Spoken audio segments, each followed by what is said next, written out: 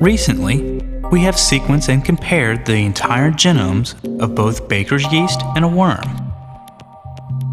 The genes used by the yeast, a very primitive organism, are primarily those that deal with the core biochemical functions that all organisms must perform.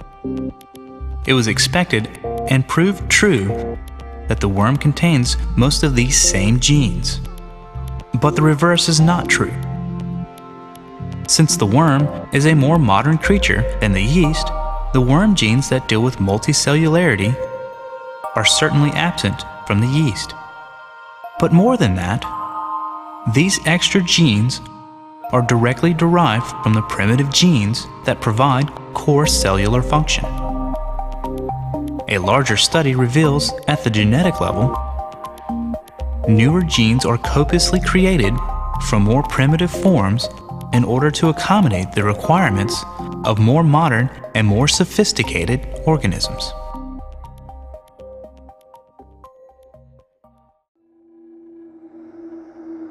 Some proteins are found in every living eukaryote on Earth. Fruit flies and bats, octopi and hippos, protists and humans. One such protein is cytochrome C. It is found in the mitochondria, the energy-generating parts of all eukaryote cells, and without it, the cells die. Experimenting with yeast, researchers have shown that human cytochrome C protein works for the yeast as well as its own. Indeed, they have substituted genes from fish, birds, horses, insects, and rats into the yeast as well, and all of these genes produce cytochrome C proteins that work for the yeast too. But the gene that codes for this protein has been buffeted with sequence mutations over the billions of years that it has existed. Essentially, all of these mutations are silent, null sequence sections inserted in a gene that do not change the protein that is built from amino acids based on these genes. But these mutations do tell the genealogy of the owners. For example, humans and chimps have exactly the same amino acid sequence for this protein. It hasn't mutated in the 6 or 7 million years since our lines separated. And our common gene is at most 10 amino acids different from all other mammals, confirming our close relationship with other mammals. The differences increase as we step further back in time and further from our own branch on the tree of life. The yeast itself has 51 amino acid differences from that of humans and chimps, and is one of the most distantly related organisms from humans, having separated from our branch over 1 billion years ago. Researchers have discovered another point about cytochrome C protein. It is somewhat easy to make other proteins that serve the same function. In fact, there are more possible proteins that can perform this function than there are atoms in the universe. So why do all organisms on Earth use the same version? The answer is simple, really. We inherited the one we use from our common ancestor.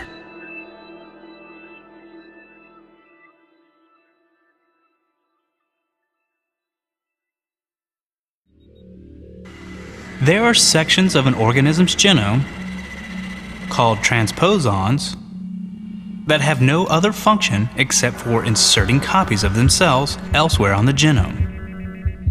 And there are many very well-known sequences that do this. 2 such sequences are signs, or short interspersed transposable elements, and lines, or long interspersed transposable elements. There are about 850,000 lines and 1.5 million signs scattered throughout your genome, accounting for nearly 30% of the entire sequence. While they are useless to the genome and sometimes cause significant damage, They are useful to our investigations, since essentially the only way for them to go from one organism to another is through direct DNA duplication and inheritance. Your lines and signs are given to your children. The parts of your DNA that make up your genes are relatively small sections scattered among other useful parts of your genome, as well as your lines and signs. Like fingerprints, the patterns recognizable in these non-gene sections are unique to individuals. They are similar in relatives and less similar in distant relatives. This is the basis of DNA fingerprinting. And since these sequences are passed down from parent to child, finding the same sequence in the same place in two different organisms is direct evidence that the two organisms have a common ancestor. Biologists have used this idea to demonstrate exactly how different species are genetically related. Here are two examples.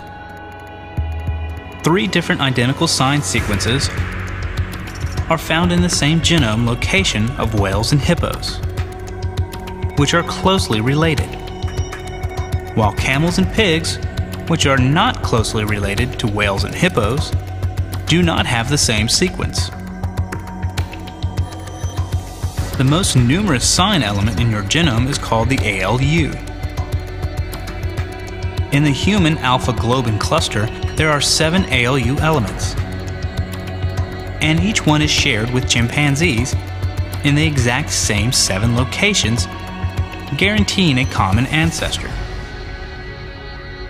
When ALU elements are deposited on top of other ALU elements, the markers become a chronology of development. Very recent human ALU sequences have been used to trace historic and prehistoric human migrations. Since some individuals have new ALU insertions that other individuals lack.